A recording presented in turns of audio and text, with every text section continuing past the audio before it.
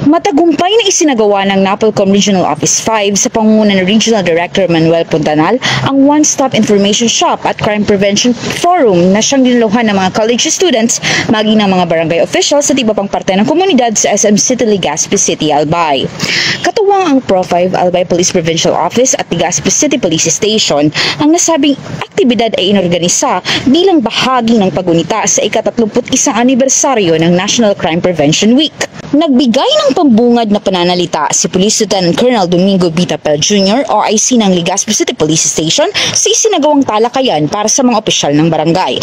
Binigyang din niya ang mahalagang papel ng mga lokal leader sa pagpigil ng krimen, pati na rin ang kahalagahan ng 911 emergency hotline at ng 5-minute response time strategy sa pagpapalakas ng seguridad sa komunidad.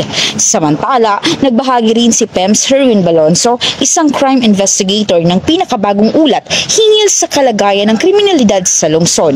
Upang mas mapalapit ang serbisyo sa mamamayan, itinayo rin ang isang help desk para sa online registration ng National Police Clearance System or NPCS sa nasabing aktibidad. Ang PNP PCOL ay patuloy sa pagbabahagi ng kaalaman upang maging alerto ang bawat isa at makaiwas sa kriminalidad at masasamang loob.